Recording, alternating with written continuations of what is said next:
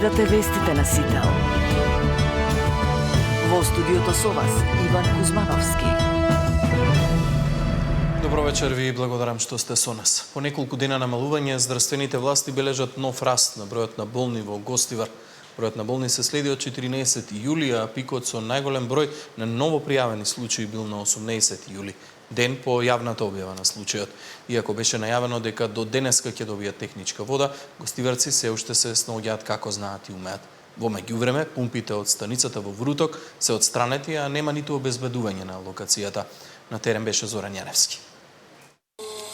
Загадената вода во Гостивар продолжува да го полни дневниот билтен на Министерството за здравство. По 2 дена пат, вчера е забележан пораст на бројот на луѓе кои се пожалиле на симптоми поврзани со прогласената епидемија. Лекарска помош побарале 125 лица, или 45 повеќе од вчера. Најмногу прегледи имало на одделението за инфективни болести и педијатрија, а таму имало и една болничка хоспитализација. Со ова, вкупниот број на лица кои се пожалиле на тегоби се искачи над 4000. Водата од градската мрежа е се уште неупотреблива, па граѓаните на Гостивар и денеска беа до пунктовите по флаширана вода. Вода имаме, али како е ситуација во Гостивар е загажена. Без вода како е овие денови? Како се снаоѓате? Се снаоѓаме, донесуваат во црквана и земаме таму, свети спас. Тешко ли се живее без вода? Па без вода нормално се знаете. Тешко. Како се снаоѓате? Остај бе, никакво. Не гледаш без везе. Малко има некоја чешма ваму, па и таа палнеме. Да се најдеме да мијање највише. Има ли доволно вода за пиење? Како гледате, така се снаоѓаме. Со празни флашки одиме негде извор да најдам да помнам. Сега е тешко. Јас се извинам, толку можам само информација да дадам. Ајде, пријатно го. Надлежните уверуваат дека најдоцна утре низ чешмите ќе протече техничка вода. Во тек е хиперхлорирање на цевководот, со што гостиварци ќе можат да ја користат за техничка употреба, но се уште не и за пиење. Ние обезбедивме веднаш вода за пиење. Благодарам на сите оние кои што се приклучија на таа активност со своји донации и на тој начин го направија по, би рекол, безбеден животот на гостиварци. Екипи од Скопје, еве тука и градоначалникот од Водовод се во Гостивар, работат на хиперхлорирање на инсталациите. Очекувам денеска, иако резултатите се веќе добри, но очекувам денеска и ајде да бидеме конзервативни, да речеме утре да излезе соопштение дека е водата технички исправна за користење. Во рекорден рок од една недела тоа се санираше, така што тоа кое што ние како влада можеме да го направиме, го правиме. Преливната комора, преку која водата пристигнува во гостиварската мрежа, денеска беше во функција. Во неа се влева вода од изворот Вруток, но пумпите кои внесоа загадена вода и предизвикаа епидемија повеќе ги нема. Демонтирани се потопните пумпи кои беа поставени на каналот со површинска вода веднаш до преливната комора која внесува вода во гостиварскиот водовод. Тука беа поставени пред точно 1 месец, а по кратко време откако почнаа да работат, водата стана неупотреблива за користење. За случајот со загадената вода во Гостивар осомничени се директорката на јавното предпријатие Комуналец и 2 раководители. Со наредбата за монтажа на пумпите за подобрување на водоснабдувањето, според обвинителството сториле кривично дело, тешки дела против животната средина и природата поврзани со загадување на вода за пиење. Додека трае истрагата, тројцата се во притвор. Зоран Јаневски, Сител телевизија. Политичките партии денеска со меѓусебни обвинувања за одговорноста во случајот Гостивар. Ниту едно признание нема да ги заштити граѓаните ако по него не следуваат оставки и одговорност. Признанието на Клековски не дојде од совест. Дојде затоа што веќе секој граѓанин со своји очи ја виде вистината. Оваа власт им го загрози здравјето, ја отру државата. Мора да има целосно утврдување на одговорноста.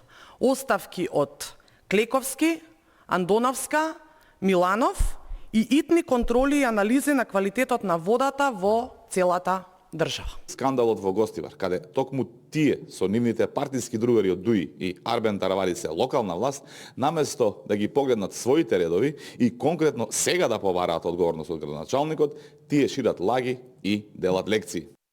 Тоа што е важно за граѓаните е дека се прават максимални напори за стабилизирање на ситуацијата во Гостивар. А тоа што СДС се јавува со пресконференции на кои дели совети, а често и лаже, треба да разберат дека е на штета на нив. Рейтинг не се прави со лаги. УХМР објави метеоаларм за утре и најави можност за силен ветер со брзина од 60 км на час. Според најавите, низ државата ќе има променливо облачно и наместа нестабилно време со порен дожд и грмежи. Локално процесите ќе бидат во форма на краткотрајно невреме, проследено со силен ветер, електрични празнења и изолирана појава на град. Утре се очекува времето да биде променливо облачно и наместа нестабилно, со поран дожд и грмежи. Нестабилното време со себе значи може да биде локално во форма на краткотрајно невреме и да има силен ветер над 60 км на час. Времето во Скопје оштетило еден од дер тракторите на Дирекцијата за заштита и спасување, информираше во тема на денот директорот Стојан Ангелов. Тоа е и раководител на главниот штаб за управување со кризи. Постапката за сервисирање на ер-тракторот веќе е почната.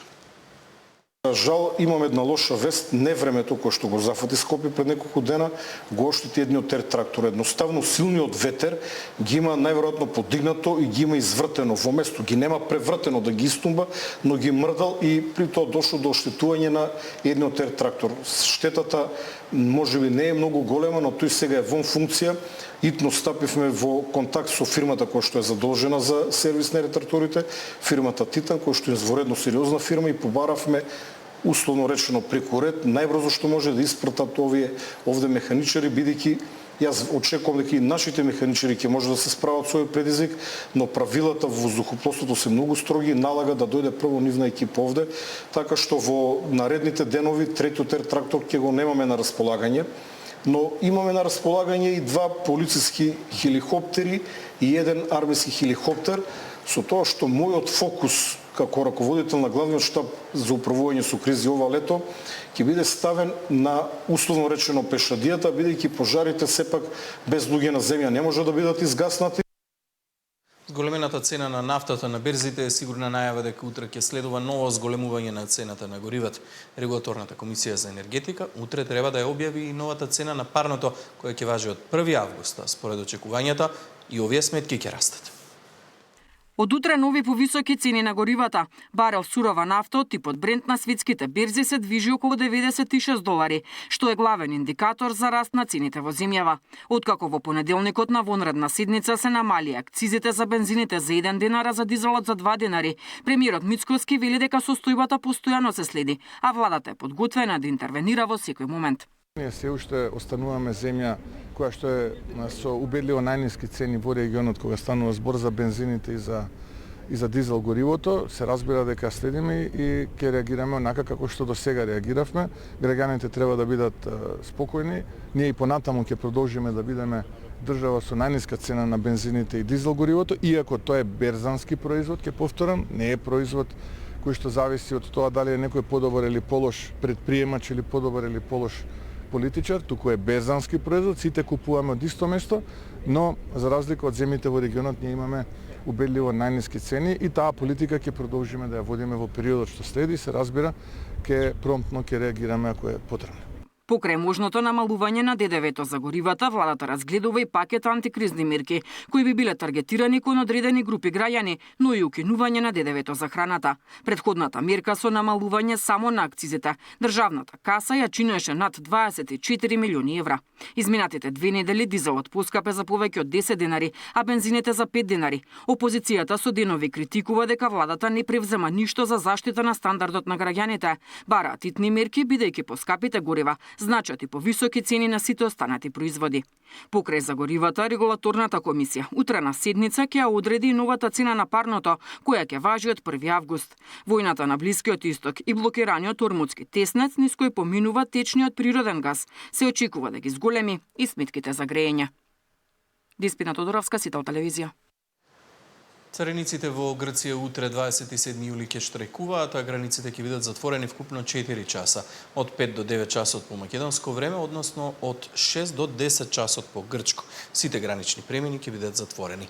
Штрајкот директно ќе ги опфати трите клучни гранични премини меѓу двете земји: Евзони Богородица, Дојран и Дојран и Ники Меджитлија. За време на 4-часовната блокада, патничкиот сообраќај ќе се одвива под строг режим, додека за камионите и товарните возила ќе имаат целосна блокада за влез и излез од Грција. Во периодот од 5 до 9 часот по македонско време на наведените гранични премини патничките возила ќе се пропуштаат на секој 10 минути, додека товарниот сообраќај ќе биде целосно во прекин за влез и излез од Грција. Од страна на МВР ќе се преземат сите мерки и во функција ќе бидат ставени сите човечки и технички капацитети, информираше Министерството за внатрешни работи. 63 години од катастрофалниот земјотрес кој го погоди Скопје. Граѓаните со болка се сеќаваат и со желба никогаш да не се повтори. 63 години потоцна Скопје се сеќава на кобното утро на 26 јули, кога за само неколку секунди градот беше разорен, а стотици семејства за секогаш беа променети. За секоја бројка остана нечие дете, родител, сопруг, пријател, нечиј цел свет. Со солидарноста од светот, од правото на тините и солзите се роди нова надеж. Сеќавањата за тој кобен ден не бледнеат за скопјани. 80-годишниот Слободан раскажува како со неговата фамилија се спасувале себе си и домот во кој што живееле. Дел од граѓаните ја избегнале трагедијата затоа што во тој момент не биле во главниот град. Тогаш наполнив 18 години за земјотресот. И бев во Скопје и го почувствував, живеам во наводно, а ние не знаевме дека земјотрес дрма и ме разбуди од спиење. Жртви невидени.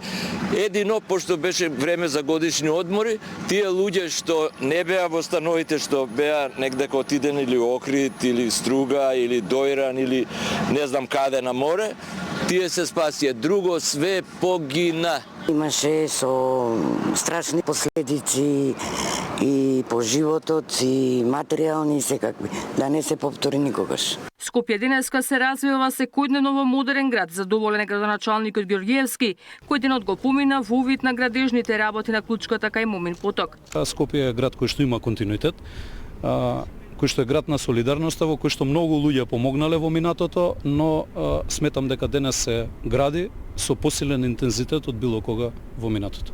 Државни делегации, амбасадори, политички субјекти, граѓански организации годинава положиат цвеќе на споменикот на жртвите од земјотресот и со минута молко дадоа чест на загинатите.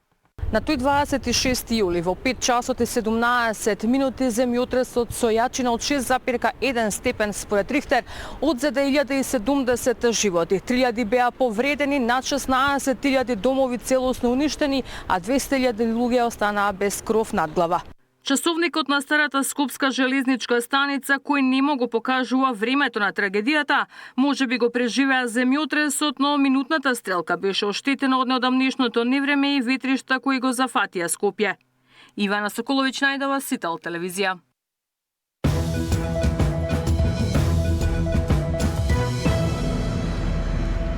Осомничениот за нападот во